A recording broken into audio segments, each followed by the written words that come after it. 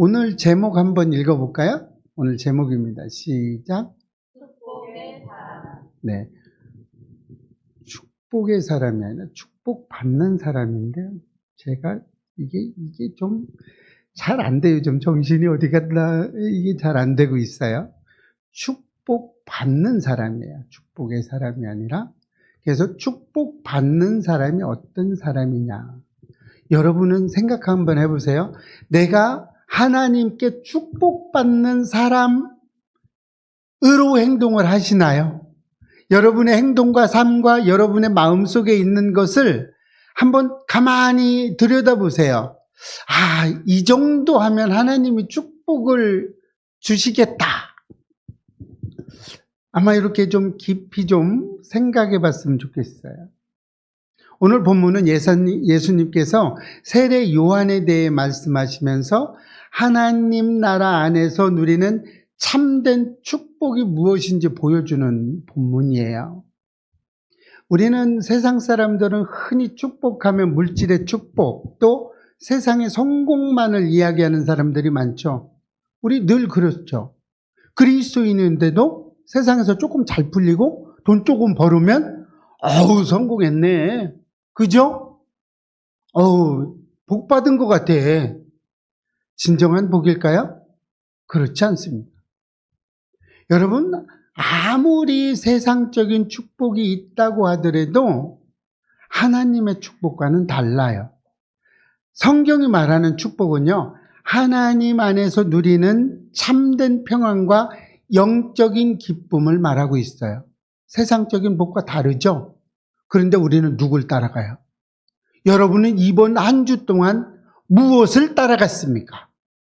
세상적인 복을 따라갔나요? 아니면 하나님의 복을 따라갔나요? 여러분 깊이 반성해 볼 수 있으시기를 축복합니다. 왜 그러냐면 아내가 그래요. 좀 축복 얘기 좀 해. 자꾸 딴 얘기하지 말고. 여러분 진짜 축복이 뭐예요? 우리에게 질문 한번 해봤으면 좋겠어요. 진짜 축복이 나 막 건강하고 돈 많이 벌고 세상적으로 지위가 높아지고 이게 축복이에요? 그게 축복이라면 참 하나님 믿는 게 참 식상할 것 같습니다. 저는 그래요. 아무것도 없을 때 신학교를 들어올 때 저는 축복에 대해서는 생각할 수도 없는 그런 상황에서 신학교를 들어갔어요. 그것도 적당히 이런 나이가 아니라 40살에 대학교 1학년을 들어가면서 참 식상했어요. 창피했어요. 처음에는. 대학교 1학년인데. 곧 딸이 대학교 들어오는데 몇 년 있으면. 그러면서 대학교를 가는데 자식 같은 사람들하고 같이 공부를 해야 돼요. 따라갈 수도 없는 그런 거였는데 저는 기뻤어요. 이 나이인데도 불구하고 젊은 청년들하고 함께 공부할 수 있는 것 아무나 줄 수 없죠. 세상에 줄 수 없었어요. 물질은 하나도 없었어요. 그랬는데도 기뻤다는 거죠. 왜 그랬어요? 하나님의 참 평안이 제 안에 있었던 거예요. 그래서 그랬던 거예요. 그때는 그 기쁨이 무슨 기쁨인지도 몰랐어요. 왜 그러냐면 아직까지도 귀신이 보여요. 신학교를 들어갔는데도 귀신이 보이고 떠나갔다고 그랬는데도 귀신이 보여. 그러니까 어떻게 했어요? 좀 그랬죠. 그러면서 하나님을 조금씩 알아가면서 그 기쁨에 대해서 알게 되었어요. 오늘 세례 요한은 하나님께서 보내신 위대한 선지자였어요. 그랬는데 많은 사람들은 그의 삶과 사역에 대해서 이해하지 못했어요. 하나님이 보내신 세례 요한이었는데 사람들은 도대체 너 왜 그렇게 살아? 이렇게 된 거죠. 너 장로인데 왜 그렇게 살아? 권사인데 어째 그렇게 살아? 야, 좀 돈을 좀 벌어야 될 거 아니야? 이런 식으로 나갔던 거겠죠. 사람들은 세례 요한을 그냥 예언자로만 봤어요. 그의 외적인 모습과 광야 생활을 이해하지 못했어요. 세례 요한이 광야 생활을 할 만큼 어려웠던 사람이 아니에요. 잘 살았어요, 세례 요한은. 그랬는데 어떻게 했어요? 하나님의 그 부르심과 사명 가운데 스스로 광야로 들어갔던 거예요. 역청을 먹어가면서 그렇게 살았던 거예요. 누구의 지시를 받고 누구의 사명을 받고 그랬어요? 하나님의 사명을 받고 그랬어요. 저는 지금도 돈 버는 거는 자신 있어요. 무슨 일을 하든 저는 만약에 제가 목회를 하지 않고 나갔다면 벌써 돈 많이 벌었을 거예요. 전 돈 버는 건 자신이 있었어요. 그랬는데 하나님이 벌지 말래. 그래서 벌려고도 해봤어요, 조금. 그랬는데 하나님이 그냥 거꾸로 틀어버리더라고요. 아예 시작도 못하게 해요. 제가 선교지에 가 있으면서도 저는 돈밖에 안 보였어요. 제 눈에 보이는 건 다 돈이야, 다 돈. 다 돈만 보여. 왜요? 저는 그렇게 살았어요, 평생을. 40년 동안. 그렇게 살았으니까 그렇게밖에 안 보이는 거죠. 세상 사람들은 물질의 축복, 또 사회적인 성공, 이것만을 가지고 성공했네라고 이야기를 합니다. 그런데 하나님은 전혀 다른 이야기를 하고 있는 거죠. 예수님께서는 세례 요한을 통해서 하나님 나라가 어떤 길로 임하는지 보여주셨어요. 그리고 그를 믿고 따르는 사람이 참된 축복을 받을 수 있다고 이야기하고 있어요. 누구를 믿고 따르는 사람? 세례 요한을 믿고 따르는 사람이 진짜로 축복을 받은 사람이다라고 이야기했어요. 오늘 본문은 축복받은 사람이 어떤 사람인지, 또 그 축복을 누리기 위해서 우리가 어떤 마음과 삶의 자세를 가져야 하는지에 대해서 지금 이야기하고 있습니다. 우리 예배교회 성도님들은 지식만으로 이해하는 것이 아니라 마음과 삶 속에서 실제로 말씀을 적용할 수 있으시기를 바랍니다. 마태복음 11장은요, 예수님께서 갈릴리 주변에서 복음을 전하고 있는 시기예요. 그랬는데 당시 유대 사회는 로마 제국의 정치의 압제. 여러분, 제가 가끔 말씀드렸죠? 신약은 다 무엇이라고요? 로마 제국의 압제 속에 있다고 보면 돼요. 이 압제 속에 있었어요. 그랬는데 여러분, 로마 제국의 압제가 있으면 그 뒤에 따라오는 게 어디 있어요? 뭐가 있어요? 이제 배교하는 사람들이 있죠. 종교 지도자들의 어떤 거예요? 압제가 있기 시작했어요. 불평등이 있기 시작을 했습니다. 이렇게 하다가 보니까 이 종교 지도자들은 형식적으로만 살아가기 시작했어요. 이러다 보니까 어떻게 했어요? 많은 백성들이 영적으로 갈급해하고 있었어요. 사람들은 하나님을 만나고 싶어 했어요. 그랬는데 어떤 길로 어떻게 가야 되는지 모르고 있었어요. 혹시 여러분들도 지금 하나님 만나고 싶은데 어떤 길로 어떻게 가야 되는지 모르시는 분이 있을 수 있어요. 어떻게 가야 하나님을 만날 수 있을까? 어떻게 해야 성령 충만할 수 있을까? 여러분, 성령 충만이 뭐예요? 하나님을 만나는 것이 성령 충만이에요. 내 삶에 하나님의 임재, 하나님의 동행함, 그것을 느끼는 순간 내 삶은 성령 충만한 삶이 되는 겁니다. 이것이 없을 때 성령 충만을 모르죠. 어떻게 하나님 따라가요? 여러분, 가끔 상담하다 보면 그런 얘기 많이 합니다. 나도 하나님 만나고 싶어요.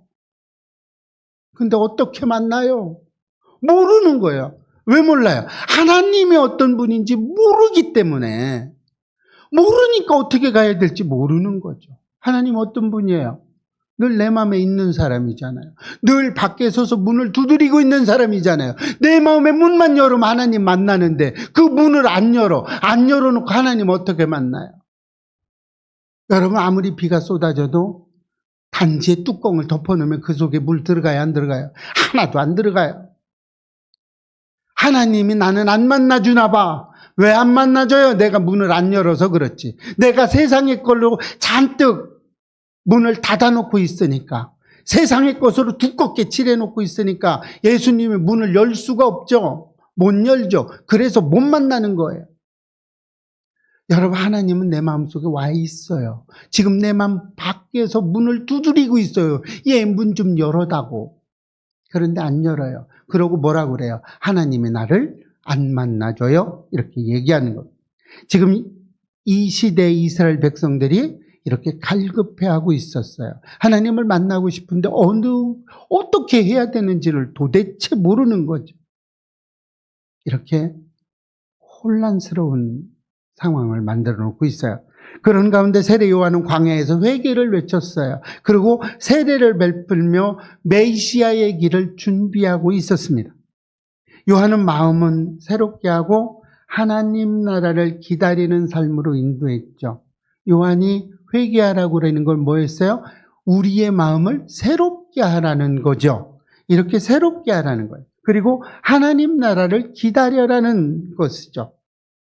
요한의 옥에 갇히자 요한의 제자들이 예수님에게 찾아와서 당신이 그분이 맞습니까? 라고 질문을 하죠. 사람들의 기대와 의심 속에서 예수님은 요한의 위대함을 드러냈어요. 오늘 요한에 대해서 얘기하고 있죠. 위대함을 이야기하고 있어요. 그리고 요한을 통해서 하나님 나라가 이미 임했다는 것을 이야기하고 있는 거예요. 이미 임해 있다는 거예요. 또한 그 이름을 통해서 우리에게 참된 축복이 무엇인지 보여주셨습니다.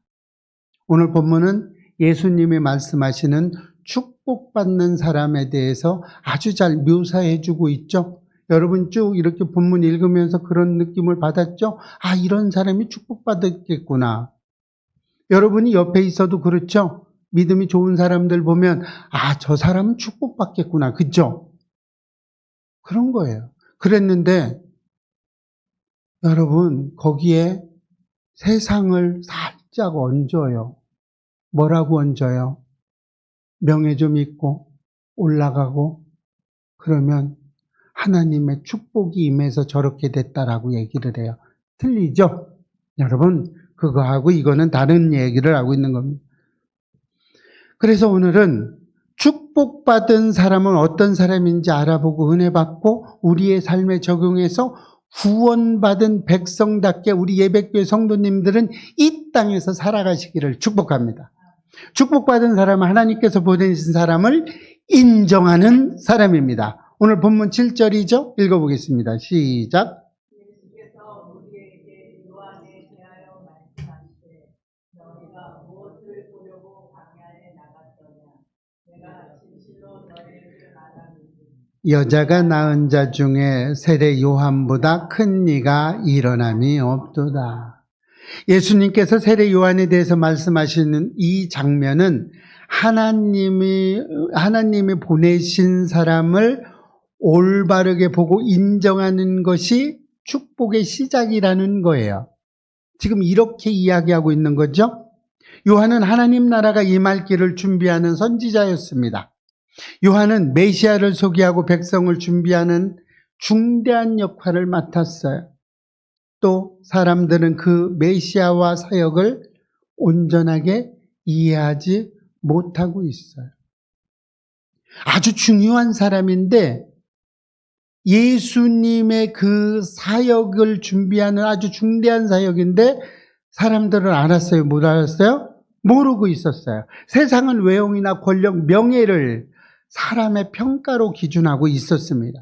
능력이나 성취, 사회 지위가 높으면 높다고 여기고 그런 것이 낮고 돈도 없고 이러면 별 볼 일 없어. 이렇게 일반적인 사람들이 생각하고 있어요. 지금도 그렇게 생각하고 있죠. 돈 없고 별 볼 일 없으면 에이 별 볼 일 없네 이러죠. 이렇게 생각하는 게 일반적인 사람들의 생각입니다.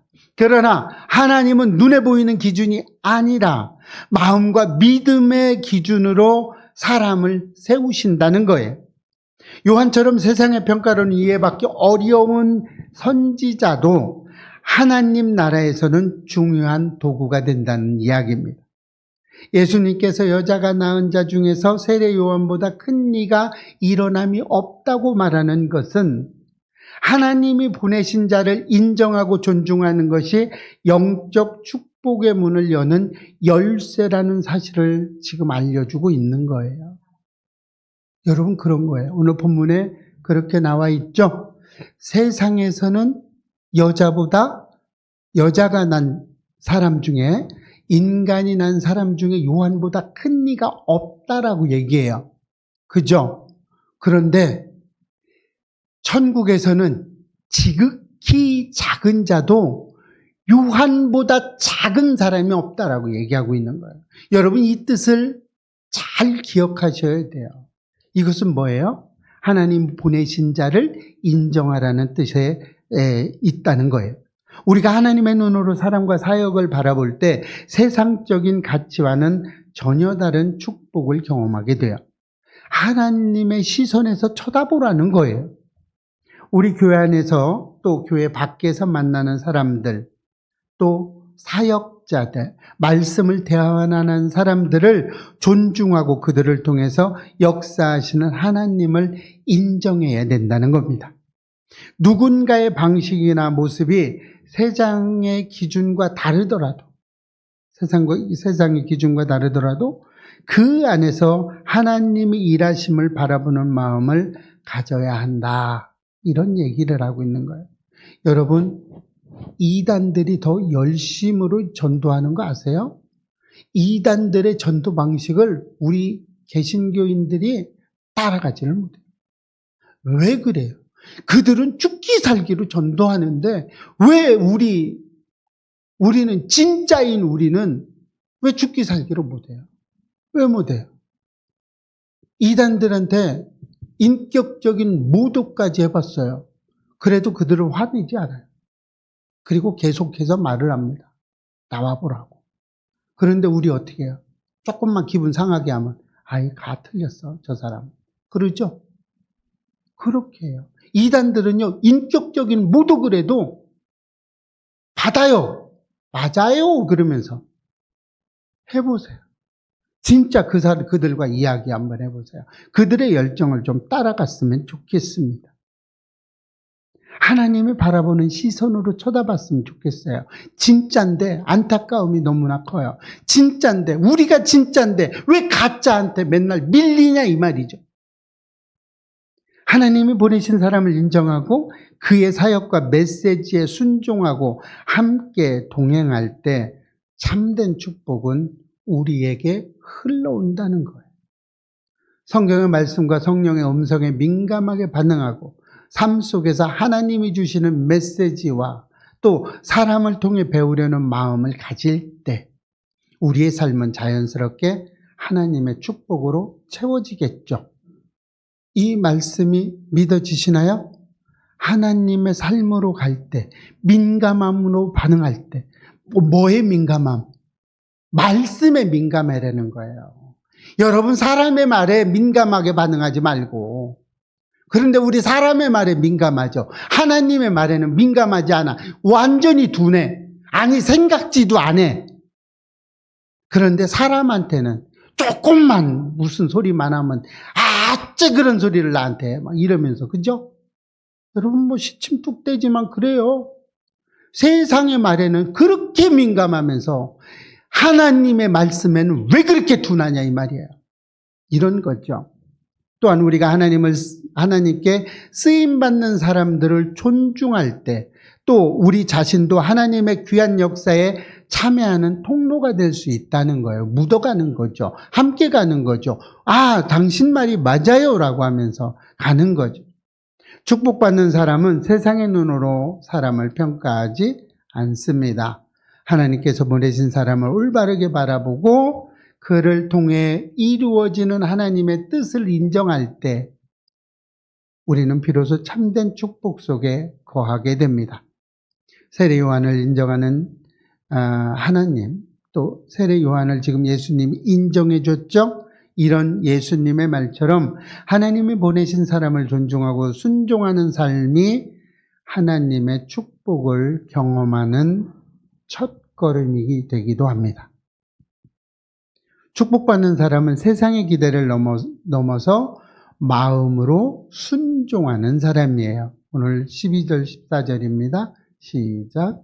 세례 요한의 때부터 지금까지 천국은 침노를 당하나니 오리라 한 엘리야가 곧 이 사람이니라. 예수님께서 말씀하시기는 천국을 침노한을 당하나니, 이 말씀은 하나님의 나라의 복음이 세상 권력이나 인간의 계산으로 막을 수 없다는 이야기를 하고 있는 거예요. 하나님의 말씀은 세상 사람들이 막을 수 없고 강력하다는 걸 이야기하고 있어요. 이는 세상의 기준으로 약하고 보잘것없이 보이는 하나님의 일들, 믿음으로 순종하는 사람들을 통해서 확실하게 이루어지고 있다는 거예요. 말씀은 세상을 변화하는 능력을 갖는다는 사실을 보여주고 있습니다. 세례 요한은 하나님의 뜻을 전하는 일을 최우선으로 삼았어요. 그는 자신의 안전과 안위보다 하나님의 진리를 선택했던 사람입니다. 세상의 명예나 권력, 사람들의 인정을 쫓지 않았어요. 오히려 어렵고 위험한 길 속에서도 믿음으로 순종했던 사람이 요한입니다. 요한의 삶은 세상의 눈으로 이해받기 어려웠어요. 하나님 나라의 관점에서는 가장 귀하고 중요한 사역이었지만 세상 사람들로부터는 이해하기가 어려웠어요. 왜 저렇게 살을까? 이렇게 얘기했다는 겁니다. 참된 축복은 세상의 인정이나 편안함에서 오는 것이 절대 아니에요. 하나님 뜻에 따라 믿음으로 살아갈 때 주어지는 것입니다. 세상 사람들은 요한의 사역을 이해하지 못했어요. 그러나 하나님은 그의 순종 속에서 큰 계획을 이루어 갔어요. 우리도 마찬가지죠. 우리의 삶도 겉으로는 힘들고 어렵고 때로는 고난과 반대에 부딪힐지라도 하나님께서 함께 하시고 축복을 예비하고 계심을 믿는 그 믿음이 필요하다는 이야기예요. 그래서 우리는 세상의 평가나 인정보다 뭐가 필요해요? 하나님의 뜻에 순종하는 삶을 선택해야 된다는 겁니다. 믿음으로 살아갈 때 어렵고 힘든 순간에도 하나님께서 이미 축복을 준비하고 계심을 우리는 확신해야 됩니다. 직장이나 가정, 교회 등에서 우리의 삶의 자리에서 하나님의 뜻을 우선적으로 선택할 때, 실천할 때, 또 참된 평안이 온다는 거예요. 어떻게 할 때? 하나님의 뜻을 우선적으로 선택하고 실천할 때 우리에게 참된 평안과 영적 성취, 즉 성령 충만함이 될 수 있다는 겁니다. 그래서 우리는 세상 사람들의 눈치를 보지 마시고 하나님께서 주시는 기쁨과 축복을 바라보며 살아가는 습관을 길러야 돼요. 그런데 우리는 어떻게 해요? 세상의 눈치는 많이 봐. 그런데 하나님의 눈치는 하나도 안 봐요. 여러분, 하나님의 눈치를 봤으면 좋겠습니다. 축복받는 사람은 하나님 나라를 소망하며 살고 준비하는 사람이에요. 오늘 본문 15절입니다. 시작. 귀 있는 자는 들을지어다. 이 말씀을 듣는 것은, 이 말씀이 주는 것은 듣는 것을 권하는 말씀이 아니라는 거예요. 마음으로 받아들이고 삶에 적용할 준비를 하라는 초대의 말씀입니다. 삶으로 살아가라는 이야기죠. 귀 있는 자는 듣기만 하는 사람이 아니에요. 말씀을 통해 하나님 뜻을 깨닫고 준비하는 사람이 귀 있는 자입니다. 하나님의 나라를 이미 임재했어요. 여러분, 하나님 나라가 이미 임재해 있죠? 여러분의 마음 밖에 임재되고 있습니까? 아마 그렇게 다 느끼고 있겠죠. 우리 예배교회 성도님들은. 그 축복을 누리기 위해서는 우리의 마음이 열리고 순종할 준비가 되어 있어야 된다는, 하나님의 임재 가운데 우리가 마음을 열어야 된다는 이야기를 하고 있습니다. 하나님은 우리의 삶을 준비된 마음을 가진 사람에게 축복을 부어주세요. 그러므로 말씀을 들을 때 또 듣는 것으로 끝내지 마시고 마음을 열고 준비하고 말씀을 우리 삶 속에 적용해서 즉각적으로 순종할 마음을 가지고 있으셔야 한다는 거예요. 그래서 바쁜 일상생활 속에서도 어떻게 돼요? 하나님 나라를 소망하며 삶을 정비하는 관습, 모습을 가지고 있으시기를 축복합니다.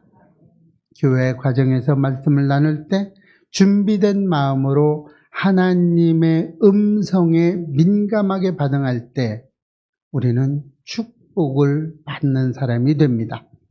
하나님 나라의 축복을 누리기 위해서는 말씀을 들을 귀와 순종할 준비가 된 마음이 필요해요. 여러분, 이 마음이 없으면 하나님의 축복을 받을 수가 없겠죠? 세례 요한과 다윗처럼 우리도 하나님의 뜻을 소망하며 준비하는 사람이 되었으면 좋겠습니다.